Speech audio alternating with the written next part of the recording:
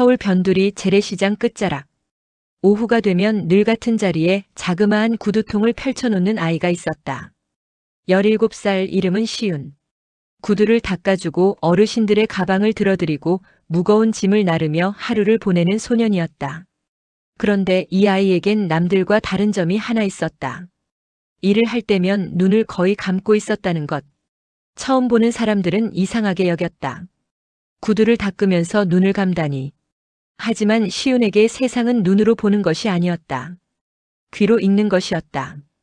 발걸음 소리 하나만으로도 그 사람이 급한지 지쳤는지 아니면 무언가 숨기고 있는지 알 수 있었다.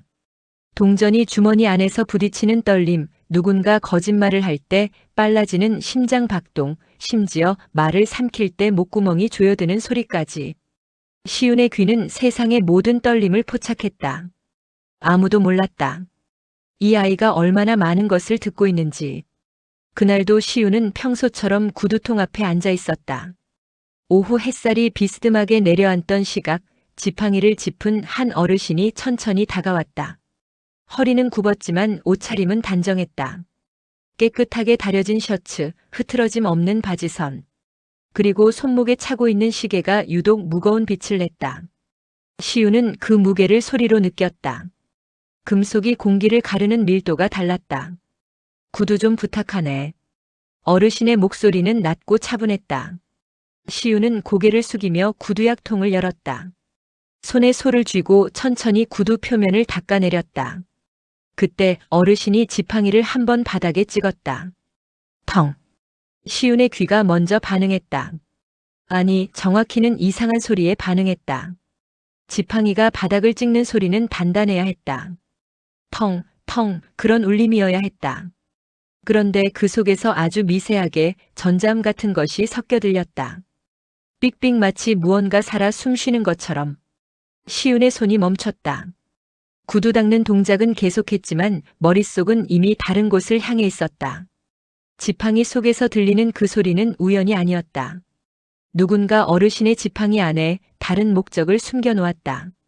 시윤은 주변을 살폈다. 시장 안은 여전히 시끄러웠다. 장사꾼들의 호객 소리, 아주머니들의 흥정 소리, 아이들이 뛰어다니는 발소리. 그 모든 소음 속에서 시윤만이 들을 수 있는 소리가 있었다. 위험의 소리. 시윤은 천천히 구두약 통 옆에 있던 작은 메모지를 꺼냈다. 손에 묻은 구두약을 살짝 닦아내고 연필로 한 줄을 적었다. 글씨는 흔들렸지만 내용만큼은 또렷했다. 어르신 지팡이 안에 이상한 게 들어있습니다. 지금은 반응하지 마세요. 메모지를 작게 접어 구두를 다 닦은 후 지팡이 손잡이 쪽에 살짝 끼워들였다. 어르신은 표정 하나 바꾸지 않았다. 다만 지팡이를 천천히 들어 올리며 손잡이를 쥐는 그 순간 손끝이 메모지를 스쳤다. 어르신은 일어섰다. 천천히 아무렇지 않게. 수고했네. 그리고 돌아섰다. 시윤은 그 뒷모습을 지켜봤다. 지팡이가 바닥을 찍는 소리가 점점 멀어졌다. 텅, 텅. 그리고 그 속에 여전히 섞여 있는 미세한 전자음. 시윤은 그날 하나를 확신했다. 저 어르신의 삶 속에 누군가 장치를 심어 놓았다는 것을. 그리고 그 장치가 향하는 곳은 어르신의 안전이 아니라 비밀이라는 것을. 하지만 시윤은 아직 몰랐다. 이 하루가 자신의 인생 전체를 뒤흔들 시작점이 될 줄은. 어르신은 표정 하나 바꾸지 않았다. 메모지를 읽었을 텐데도 놀라지도 당황하지도 않았다. 오히려 세상의 모든 것을 다 겪어본 사람처럼 담담하게 지팡이를 시윤 쪽으로 살짝 기울였다. 말없는 허락이었다. 시윤은 구두약 통 사이에 숨겨두었던 작은 드라이버를 꺼냈다. 손톱만 한 크기의 낡고 얇은 공구였다. 원래는 시장 사람들의 가방 고리나 지갑 단추를 수선해 주려고 갖고 다니던 것이었다. 하지만 이런 순간엔 그것은 수선용이 아니라 생존용이 되었다. 손잡이 아래쪽을 살폈다. 고무 마감 부분이 미세하게 들려 있었다. 누군가 억지로 열었다가 다시 끼워 놓은 흔적이었다. 시윤은 주변을 다시 한번 둘러보았다.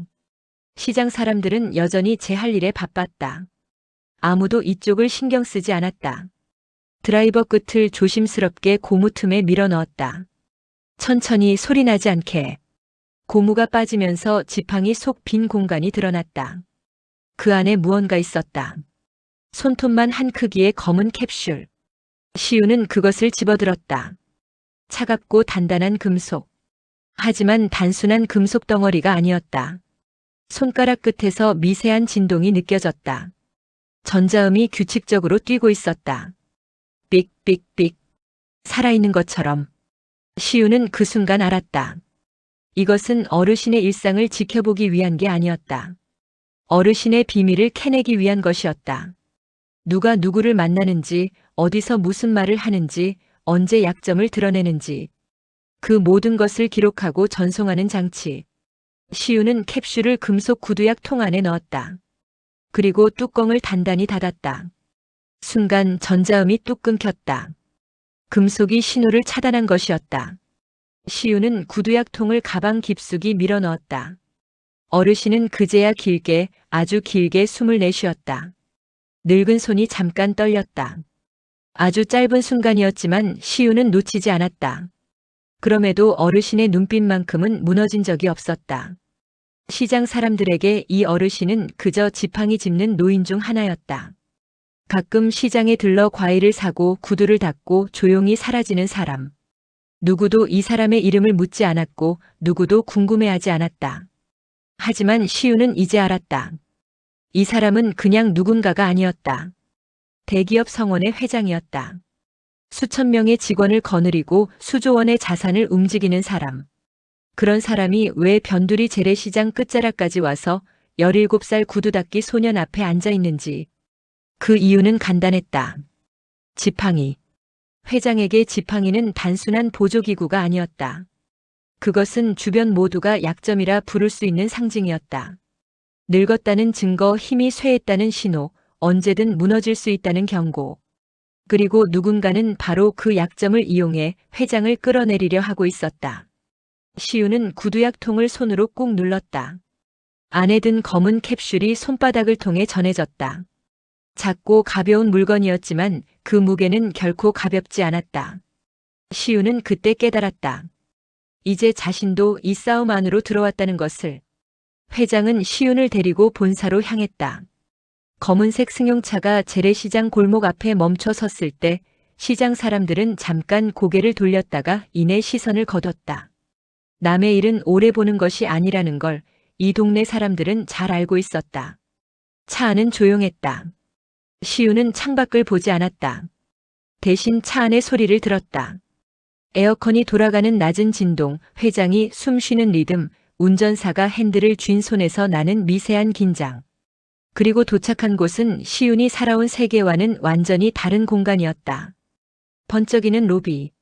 대리석 바닥이 빛을 반사하고 천장은 끝없이 높았다. 정장 입은 사람들이 빠르게 오갔다. 모두의 걸음이 일정했고 표정은 정돈되어 있었다. 냄새부터 달랐다.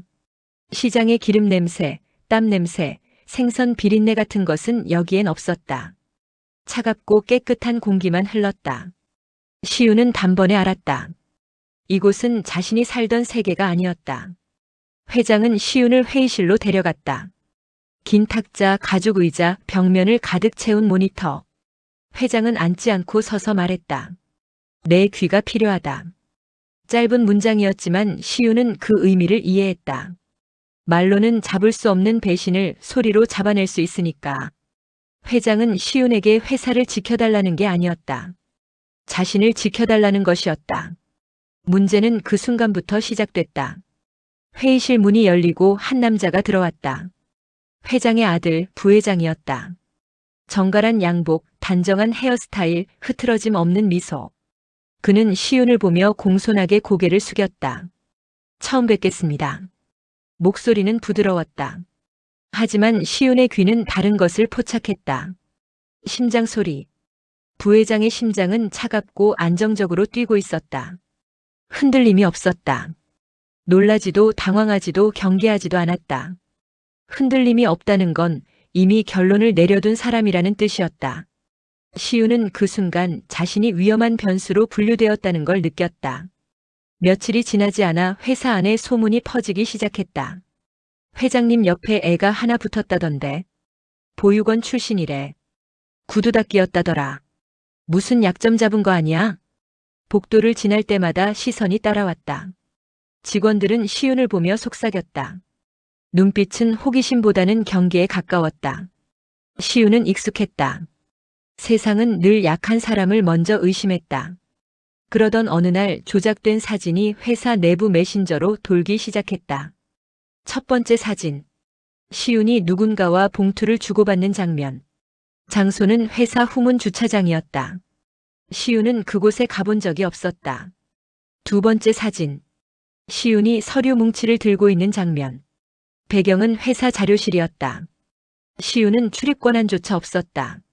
모든 것이 정교했다. 각도, 조명, 타이밍까지. 누군가 많은 시간을 들여 만든 것이었다. 사진은 순식간에 퍼졌다. 직원들의 속삭임은 확신으로 바뀌었다.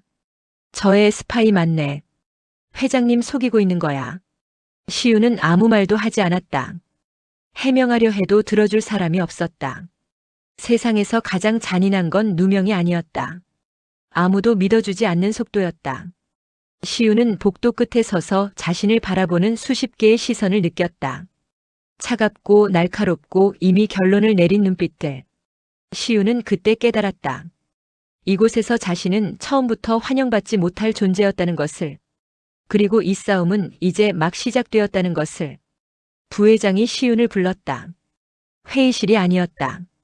지하 주차장 구석, 사람들 눈에 띄지 않는 곳이었다. 형광등이 깜빡이고 차들 사이로 바람이 스쳐 지나갔다. 부회장은 차에 기댄 채 시윤을 기다리고 있었다. 산업 스파이. 부회장이 던진 단어는 짧았지만 무거웠다. 17살 소년이 감당하기엔 너무 큰 단어였다. 시윤은 아무 말도 하지 않았다. 변명해봤자 소용없다는 걸 이미 알고 있었다. 회사 기밀을 빼돌렸다는 증거가 있어. 너도 알고 있겠지. 부회장의 목소리는 여전히 차분했다. 화를 내지 않았다. 오히려 그게 더 무서웠다. 이미 끝난 일을 정리하듯 담담하게 선언하는 사람의 목소리였다. 시윤은 회장에게 연락하려 했다. 주머니에서 낡은 휴대폰을 꺼냈다. 하지만 전화는 꺼져 있었다. 한 번, 두 번, 세 번. 연결음조차 들리지 않았다. 회장실로 직접 가려 했지만 엘리베이터 앞에서 경호실장이 가로막았다. 회장님은 지금 면회 불가야. 저는 할 말이. 너한테 할 말 없으시대. 경호실장의 목소리는 단호했다. 시윤은 그 눈빛을 읽었다. 이미 지시를 받은 사람의 눈이었다. 누구 편인지 결정한 사람의 눈이었다. 그날 저녁 보육원에서 전화가 왔다. 시윤아, 미안하다. 너 여기 더 이상 있을 수 없대. 원장 선생님의 목소리는 떨렸다. 울고 있는 것 같았다. 하지만 어쩔 수 없었다. 보육원에도 압력이 들어갔다. 후원금이 끊길 거라는 경고, 감사가 들어올 거라는 협박. 시윤 한 명 때문에 다른 아이들까지 위험해질 수는 없었다.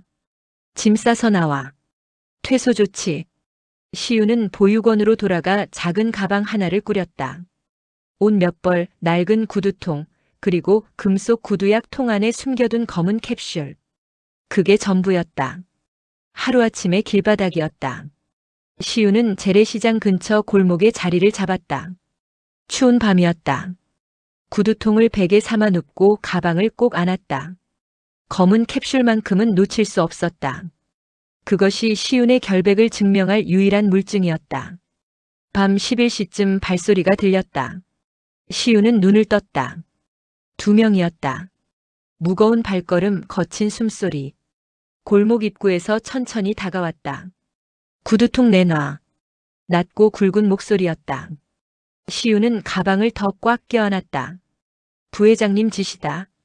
순순히 내놓으면 안 아프게 해줄게. 시윤은 대답하지 않았다. 그러자 손이 거칠게 시윤의 목덜미를 잡았다. 힘이 새었다. 숨이 막혔다. 시윤은 버티려 했지만 주먹이 날아왔다. 입술이 터지면서 입안에 피맛이 퍼졌다. 말 안 들으면 더 아파. 다시 주먹이 날아왔다. 이번엔 옆구리였다. 시윤은 쓰러졌다. 차가운 골목 바닥이 뺨에 닿았다. 가방을 빼앗으려는 손이 시윤의 팔을 비틀었다. 하지만 시윤은 놓지 않았다. 도망치는 게 쉬운 길이었다. 가방을 내주고 이 도시를 떠나고 모든 걸 잊는 것. 그게 편했다. 하지만 시윤은 알고 있었다. 도망치면 평생 도망친 죄인으로 남는다는 것을. 시윤은 피 묻은 입술로 가방끈을 더 세게 움켜쥐었다. 어금니를 깨물었다. 다시 주먹이 날아왔지만 손은 놓지 않았다. 미친놈. 남자들은 결국 포기하고 떠났다. 발소리가 멀어졌다. 시윤은 그제야 몸을 일으켰다. 입에서 피가 흘렀고 옆구리가 쑤셨다. 하지만 가방은 여전히 품에 있었다. 시윤은 골목벽에 등을 기댔다. 차가운 밤 공기가 상처를 파고들었다. 아팠다. 온몸이 떨렸다. 하지만 시윤은 그 떨림 속에서 하나를 확실히 다짐했다. 도망 안 친다. 끝까지 버틴다. 세상이 거짓말쟁이라고 해도 도둑이라고 해도 배신자라고 해도 시윤은 자신이 누구인지 알고 있었다. 그리고 그것만으로 충분했다. 시윤이 완전히 무너질 즈음 누군가 조용히 나타났다. 골목 어귀에 멈춰 선 사람은 회장의 비서실장이었다. 정장 차림이었지만 넥타이는 느슨했고 얼굴엔 피로가 서려 있었다. 그는 주변을 살피며 천천히 시윤에게 다가왔다. 따라오지 마. 여기 있어. 낮은 목소리였다. 비서실장은 품에서 봉투 하나를 꺼내 시윤 옆에 내려놓았다. 그리고 다시 돌아서서 어둠 속으로 사라졌다. 발소리도 거의 나지 않았다. 감시를 피해온 사람의 걸음이었다. 시윤은 봉투를 열었다. 안에는 현금 몇 장과 작은 메모지가 들어있었다. 주소 하나 그리고 짧은 문장. 내일 새벽 7시. 혼자. 다음 날 새벽 시윤은 메모에 적힌 주소를 찾아갔다. 고급 주택가였다. 높은 담장, 정돈된 정원, 조용한 골목길.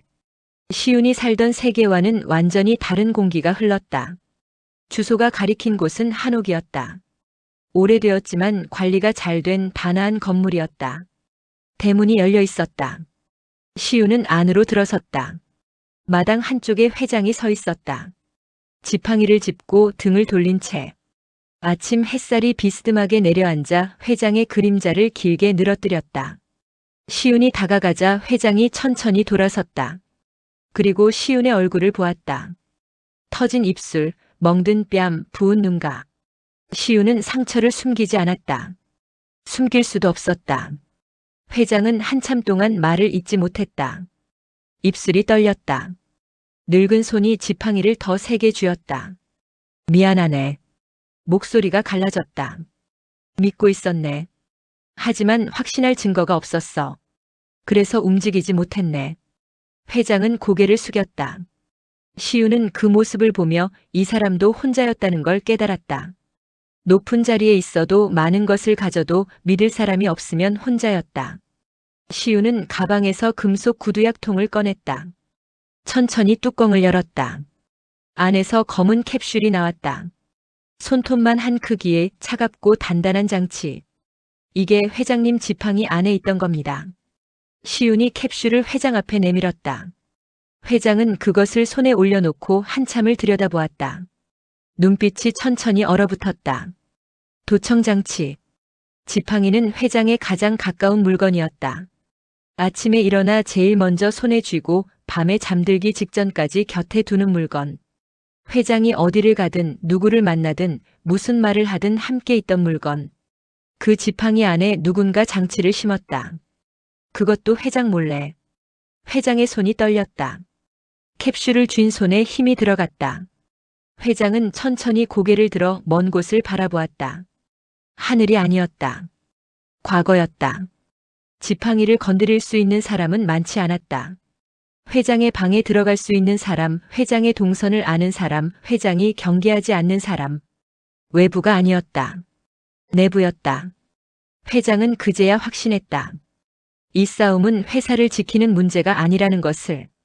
경영권을 빼앗기는 문제도 아니라는 것을. 이것은 가족이라는 이름을 쓴 전쟁이었다. 피를 나눴다는 이유로, 같은 성을 쓴다는 이유로 믿었던 사람이 칼을 숨기고 있었던 것이다. 회장은 캡슐을 주머니에 넣었다. 그리고 시윤을 바라보았다. 이제 끝을 내야겠구만. 목소리는 낮았지만 단단했다. 시우는 그 눈빛을 보며 알았다. 싸움은 이제 시작이 아니었다. 끝으로 가고 있었다. 임시 이사회가 소집되었다.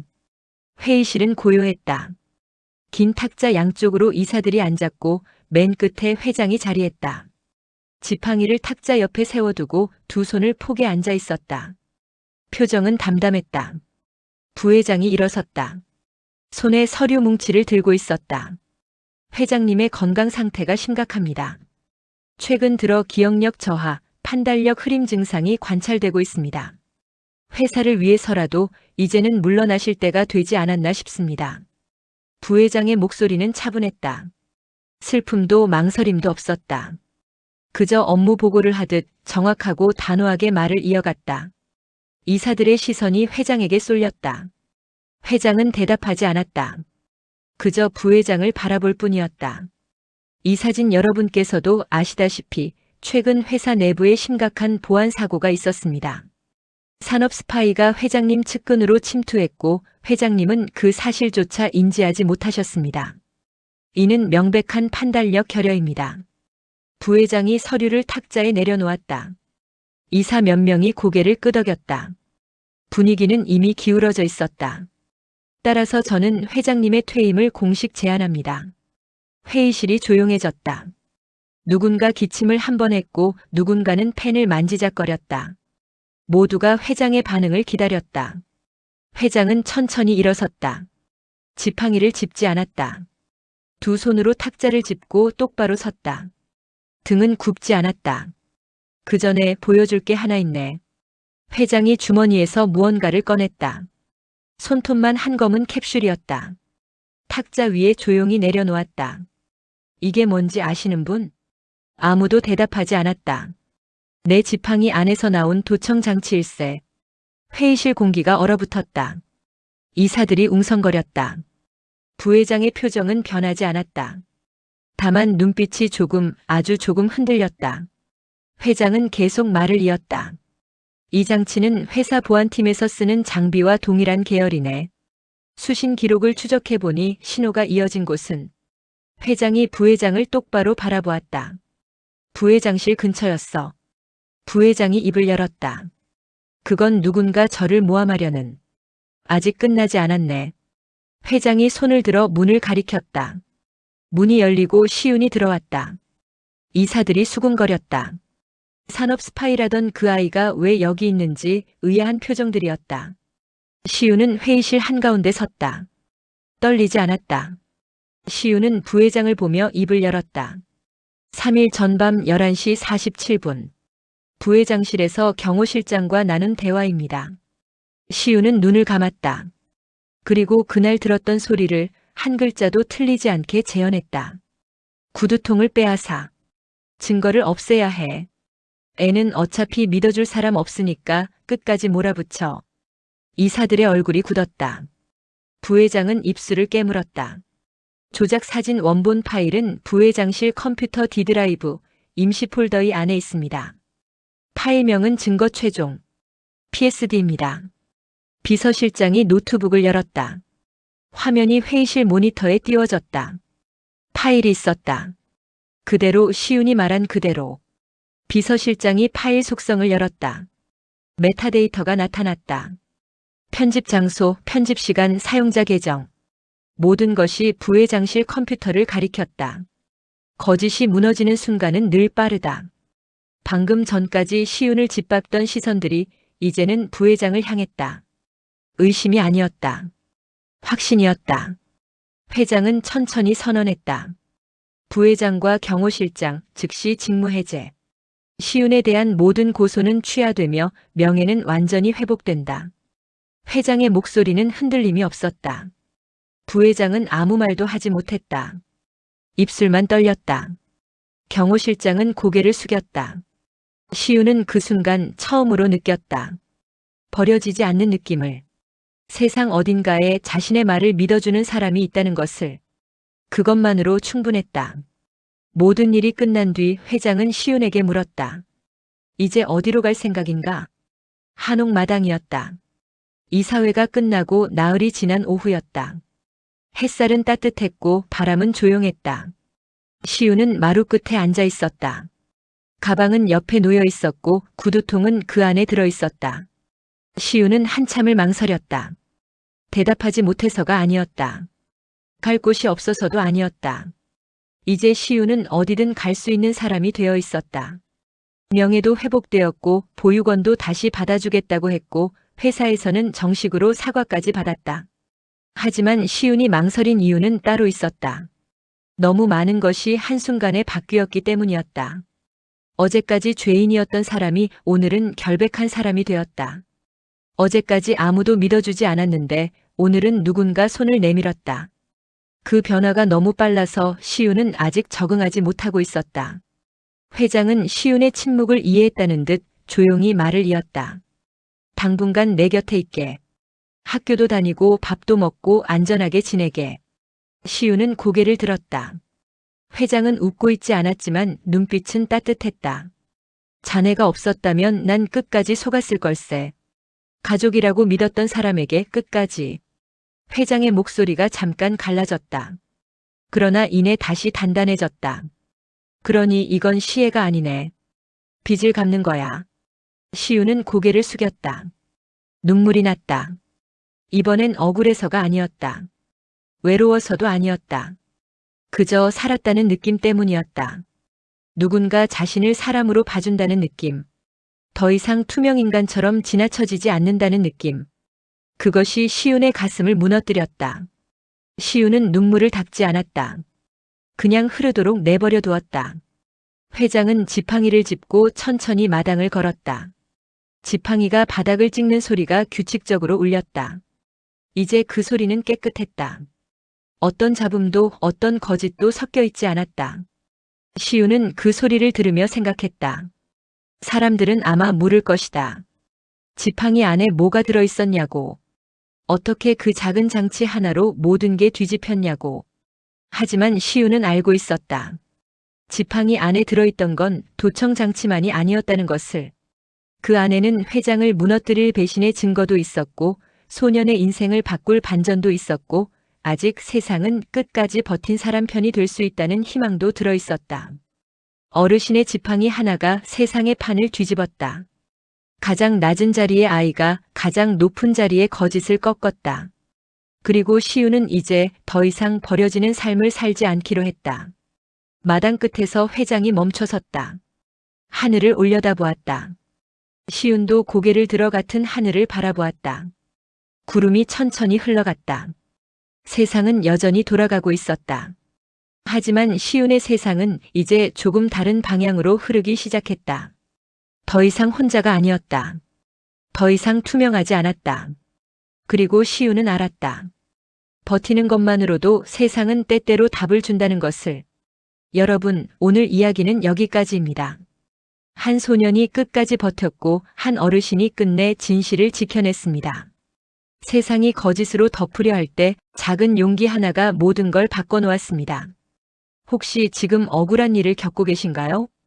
혹시 누군가 여러분을 오해하고 있나요? 그렇다면 기억하십시오.